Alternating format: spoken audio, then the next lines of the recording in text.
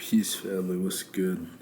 I just had a random thought come to mind because I just saw this video that said, "Does good and evil exist?" It's very interesting to me, Western ideology. So I feel like a lot of us say racist white supremacy, but there's nothing superior about white people. So to even keep repeating the sentence or repeating the phrase ultimately defeats what you're trying to do. It's like calling a bunch of inbred child fuckers elite. And they're not elite. They're pedophiles. They're fucking crazy bastards with no sense of morality. Which brings me around full circle to this entire point.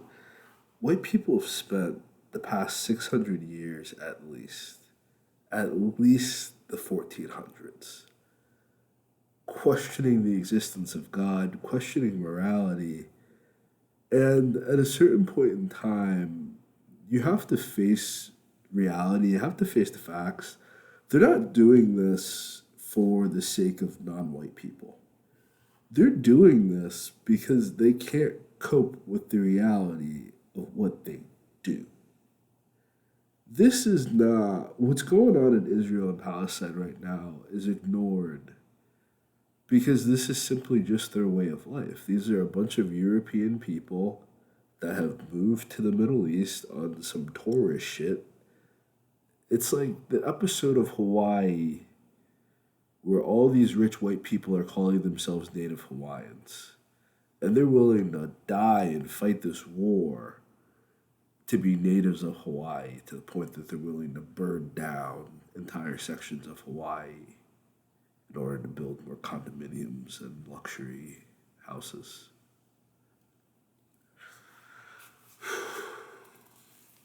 At a certain point in time, the entire structure of Western ideology is anti God. It is this questioning and coming to grips with how many lies that are not told to not white people. The lies that are told directly to white people themselves. The things that white people are not told about, the things that white people are not educated about, the things that white people are told are not important, the things that white people are told not to think about, not to talk about, not to discuss. I remember two things. The first thing was from Chris Rock years ago. This made me not like Chris Rock, but in retrospect, I can kind of analyze what he's saying from a different perspective now that I'm older. And he said that white people have evolved and we haven't. It's like they have moved past all this stuff. And they have, because that's what an abuser is allowed to do. The abuser can very easily just stop mistreating you at any point in time.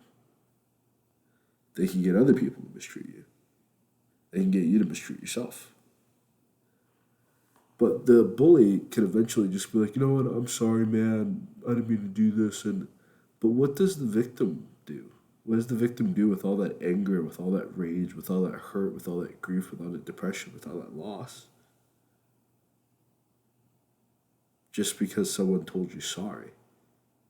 Without changing their behavior, without doing anything differently. And you're just watching them do the same thing to somebody else.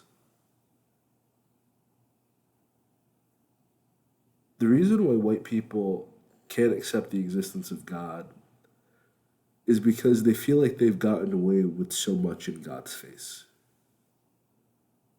They feel as if they've overcome sin. They feel like they've overcome vice just by simply lying about it to people's faces. They feel like they've gotten away with it. And this is why they ask the question, if God exists, why does he allow evil to happen? Well, from my perspective, you're evil,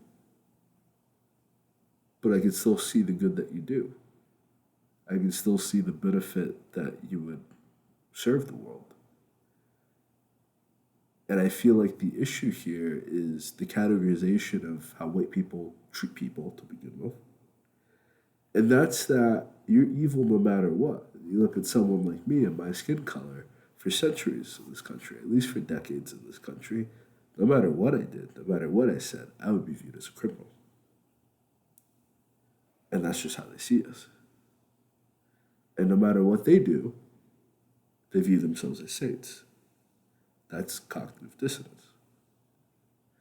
Once you overcome that cognitive dissonance, and you're forced to realize that we're all just people, you're forced to realize that your actions are sinful. You're forced to live with the reality that you have generations of vice controlling you, generational curses knocking at your door. Did you really get away with it? In a pre-internet age, you were allowed to do whatever you wanted. And you didn't have to have all these proxy countries. You didn't have to have all these viceroys and all these people in your way to do what you wanted and to really fulfill your goal of world domination. But now, your own people are turning against you. Now, even the people that you've promised all the money and all the fame in the world to have given it up for Christ and still found great wealth. I feel like you have to struggle with the idea of race. You have to struggle with the idea of good and evil. If we discussed evil, you would be it. I don't have any issue discussing good and evil because if we measured it, that would be a good person. So I don't have any issue measuring that. I don't need to question the existence of God because I feel like me and God would get along just fine. I feel like if I met Jesus, and I have met Jesus before, we would get along just great and be friends, you know? But if you wouldn't, if you feel like you met God and you would immediately melt in the sight of him, if you feel like you met Jesus and you would fall to your knees weeping, broken and humbled, then I probably wouldn't want them to exist either, you know? If generations of damnation was awaiting me for a lifestyle that I have willingly participated in, and I didn't have to. Everybody else has died. All the men that have done this has died. They're already burning in hell. So this is a brand new age. You have the option not to be a racist. You have the option to treat people as equal. We got enough money and enough resources to solve every single problem on the planet. And it is men who question God, men who question good and evil, men who struggle with sin, men who struggle with vice, women who struggle with sin, women who struggle with vice, who can't accept God and morality. Because if they had met God, they would be judged, and they would be damned, and they would burn in hell. So if that's what awaits you, you try to live it up as much as you can while you're on earth. Now, 10 years, 30 years, this shit don't affect you. But you can have eternal life. You can live forever. And all you have to do is just help people. So, I have a minute left. People keep asking this question. If God exists, why does he allow bad things to happen? And I think it's very interesting, and I'll use your own logic. What makes the bad things in the world bad? Is it because it hurts other people? And it doesn't have to. So sometimes God allows you to do something that you're going to regret and feel remorse for and be haunted by more than anything. Because the pain that you suffer for your sin is far more painful than your sin. The agony that you're going to endure in your soul for your sin and for your vice is worse than any torture or pain you could put a mortal through. At the end of the day, you're a soul inside of a husk. The husk can break, the husk can fall, the husk can get hurt. But your soul, you don't have a doctor for that. And a lot of you are playing with your souls right now. And I get it, man. There's so many rewards for those who submit to the devil. There's so many rewards for those who can turn a blind eye to evil. And there's a lot of rewards for those who are willing to commit the evil for them. But you have the same rewards on the other side. You got good things on the other side too. And the only difference is that you can be mediocre and you can serve the devil. To serve God, you got to be great. You got to strive for greatness. You got to strive for righteousness. You have to strive for His glory. And yes, you have it just because you exist. Yes, you have it just because you breathe. Yes, He loves you just for being yourself. And that's really it. Why does God allow bad things to happen? Well, He's your Father.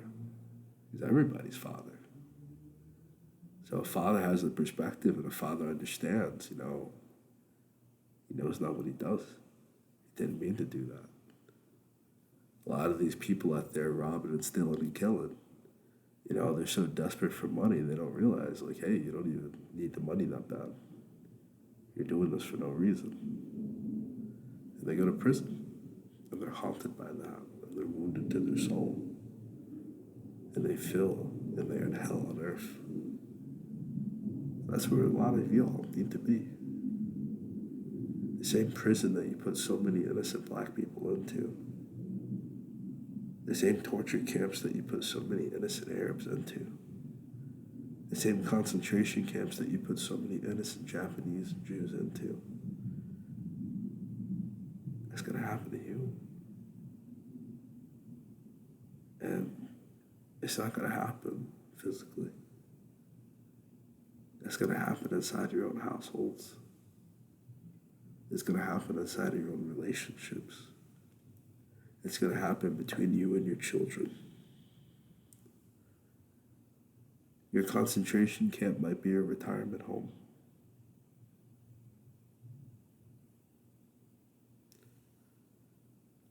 Your torture might be never seeing your kids again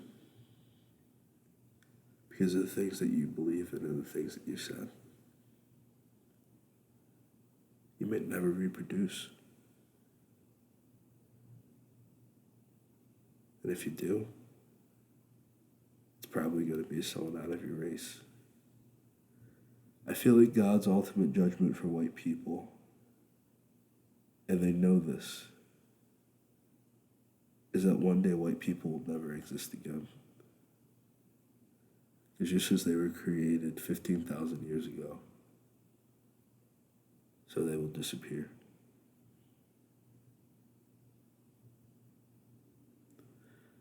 And no one has to do anything. Because you're destroying yourselves. You're destroying your own families. You're destroying your own children. No one has to do anything. And I think that's the most freeing thing to know as a black man, is that I don't have to join a movement to see capitalism end. I don't have to join an army. I don't have to raise a fist. I don't have to do anything. I can just sit back and watch. Because if you really look at this shit, man, it's already over.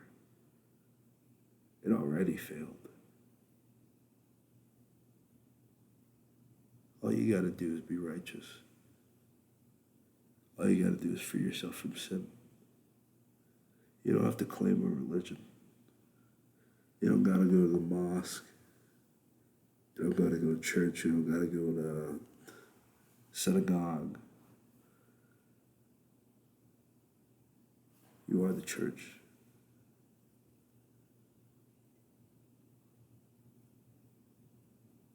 Just as these people justify and rationalize in their mind why slavery should exist and why certain people are superior than others, you have the same power to say, I don't agree with you. So slavery can exist all at once, but I am not a slave. You can do whatever you need to do. I'm not participating.